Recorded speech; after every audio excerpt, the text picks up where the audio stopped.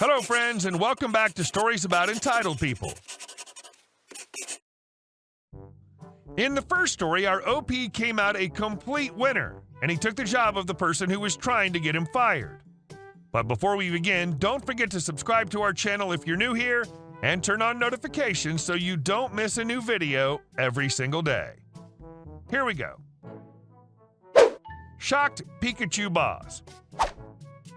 I worked at a restaurant/events venue some years back. Essentially, I was AGM of the place, and it was my job to coordinate service in the dining room, private event spaces, and music venue. Service, concerts, private events, weddings, you name it. I coordinate and execute it with staff. This was the most challenging job I'd ever had at the time, but after a while, I'd found a groove and was doing the work of 2 or 3 people. New GM gets hired. I like her. She likes me.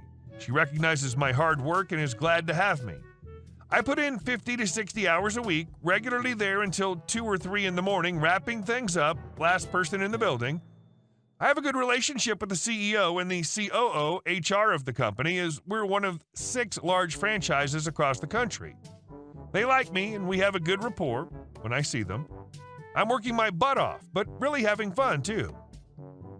Fast forward a few months and the relationship between me and GM sours. She's colder and more hostile toward me every day. I'm not sure what's going on, so I ask her if we can talk. She calls a closed-door meeting and arrives with a folder with some papers in it. She pulls out her cell and asks my permission to record. Yeah, sure. Have fun. She then proceeds to lay out papers in front of me documenting all my shortcomings. 7 minutes late. Timestamp verified.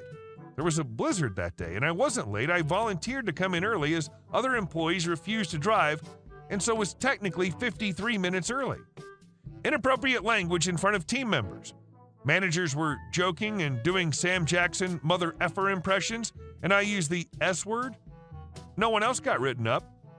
Complaint from rehearsal dinner, 9:12. The bride in a sleeveless dress was cold. We turned the heat up.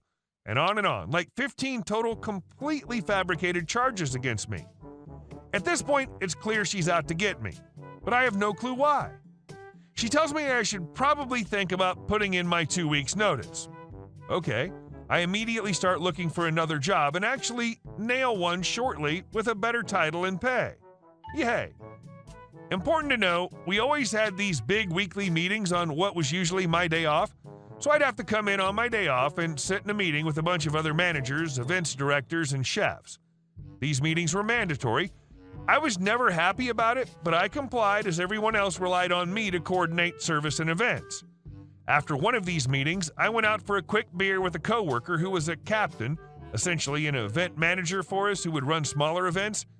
We got to talking and she told me that GM was afraid I was going to take her job and wants to get rid of me.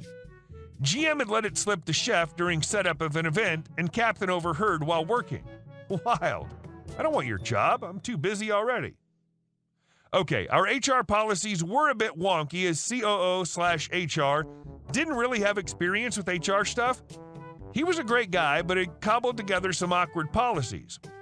In our official handbook, it was stated that the company prefers a 3-week notice, accepts a 2-week notice as industry standard, and in cases where the employee feels wronged, threatened, or unfairly targeted, a 1-week notice is acceptable.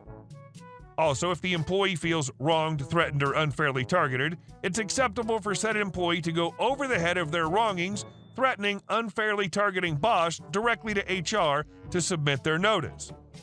So I follow company policy. I send COO HR an email giving my resignation. I briefly outline my reasons, thank him for all his wisdom and help, and give my 1-week, 168-hour notice effective immediately as of noon Central Standard Time, the exact time I'm submitting notice.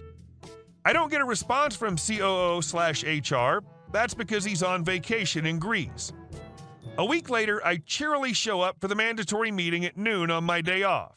The meeting commences and GM's making a show of trying to call me out in front of the group for answers about the 300-person wedding event I'm due to run tomorrow, trying to submit my incompetence to them.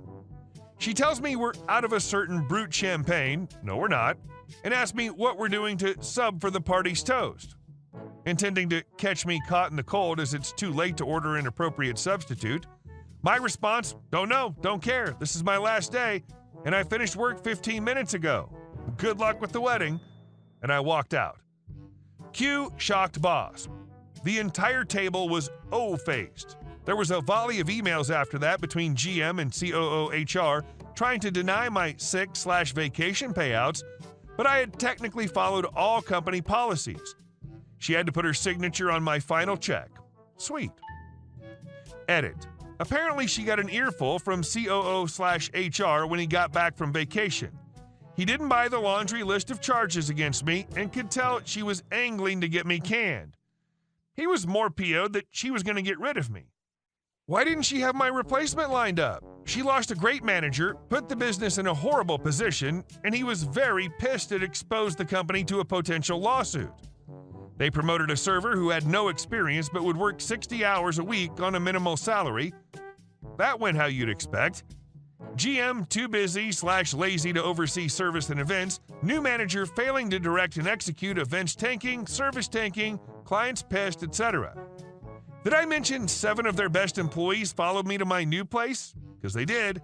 Staff started quitting as they got understaffed, overworked, scheduled doubles 4 days in a row. Morale went to hell. They had to start canceling events that were long booked and paid for. They had to issue tens of thousands of dollars in refunds back to clients for shoddily executed events. They had to try to hire and train tons of new staff during a national F&B worker shortage. GM was gone not 2 months later. And our second story. I don't have $1 to unhook my shopping cart, so just give me yours. Actually, I have $100. Actually, let's fight. Some places use a lock on their carts to ensure they don't end up all over the city, and this involves getting you to put $1 to unhook it from the cart in front of it. I was finishing up my groceries and was heading towards the cart bay when a woman tugged on my cart like you would to get someone to give you theirs. Problem is, I still had $1 in mine and needed to lock it up so I could get my dollar back. I need the dollar out, and then you can unhook it with your own. I tried to pull away. I'm broke, though. Help me out, she insists, not letting go of the cart. Sorry, not today. You can ask customer service to unhook one, though. I try again. Why do you even need $1 so badly? Come on, please. It's just $1. She still won't let go and is actually pulling now. Please let go of my cart. I say this firmly. Look, I have kids to look after. Just help me out, okay? You don't even know. She's almost yelling at this point. You can go to customer services. Please, I said no. I really need the money right now. At this point, I'm so tired and burnt out, I'm almost crying because I really hate social situations where people get angry at me over their own problems. Fine. Oh my God, don't make a scene. You didn't have to be such a bee about it. I have like $100 bill. I just didn't want to break it. I didn't even need your dollar. Holy F. Keep enjoying being poor, though. Yeah, go F off. F off. She's just yelling at me at this point as she walks towards the cart bay. The exit's the same direction, so I have to go that way too, and she's telling me to F off. Please, I don't want any trouble. Just let me put my cart away. I'm trying to hold it together, and she's just in my face still, and I'm just like, oh my God, just let me put my cart away. Yeah, you can effing put it away. I'm not stopping you, am I? Okay? Do you want to effing go? You do not want to go with me. She was inches away from me as I was unhooking my cart, and the entire time she was just angrily muttering and trying to get me to fight her, and I was openly crying at this point. No one intervened, and there were no store employees in the cart bay area. I finally got my cart unhooked and took back my dollar, and she even followed me outside as I tried to jog with my heavy bags, but thankfully she stopped there. You're a broke bee. I didn't need your dollar. F you, broke bee. She yelled at me one last time, then went back inside. Someone in the parking lot gave me a wide-eyed look, but that was it. No one got involved with that woman's level of crazy. I've never been so grateful to finish shopping. She didn't win. You still have your money, and you didn't hurt anyone for it. Pick your battles is right, but sometimes quiet and stubborn is the way to go. It doesn't escalate the situation, and they'll just get bored and leave, which she did. And our next story. Food thief will never steal someone's lunch again. I worked in an office where there was a break room food thief who would not quit no matter how many angry meetings were held about it. For some reason, the thief really liked my sandwiches. So one day I finally had enough and I liberally doused my sandwich with the most ridiculous top Scoville rated hot sauce that I could find. Like so hot that the reviews from people who loved really spicy things were saying that they couldn't handle it. The thief didn't think anything was wrong because I often put hot sauce on my sandwiches. We found out who the thief was real fast because all of a sudden an employee who I knew didn't like me started yelling, "Oh my God," again and again, trying to drink 1,000,000 glasses of water. They never stole a lunch again. And our last story. Customer gets angry and leaves store shouting because I don't work here.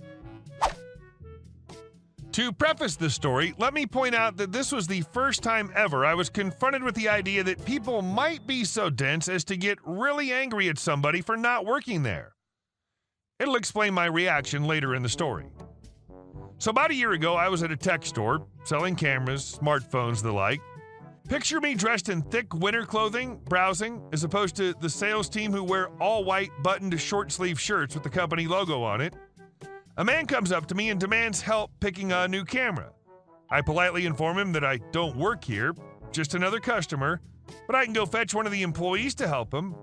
I actually know some of the guys working there, plus I don't really know anything about cameras, I add. Typical, nobody knows anything, not my department, somebody else's problem, always excuses, he roars. Surprised by his sudden uproar and puzzled that he actually doesn't believe me, I start laughing at the absurdity of the situation and try to explain again that I don't work here. I mean, look at my clothes. You know, a big misunderstanding. We can sort this out, right? He completely ignores it. He starts shouting and swearing at me. What an outrage. He's so sick of the lack of customer service, he'll report me. Oh, how I'll regret this. I can't keep my composure and start laughing in earnest now. This is just too crazy. He storms out of the shop, shouting, threatening with bad reviews online and mails and reporting this to my superiors. A few days later, one of the guys gives me a call telling me they actually did get an official complaint demanding I get fired to see justice done. Hey guys, thanks for watching the video. I'll see you in the next one.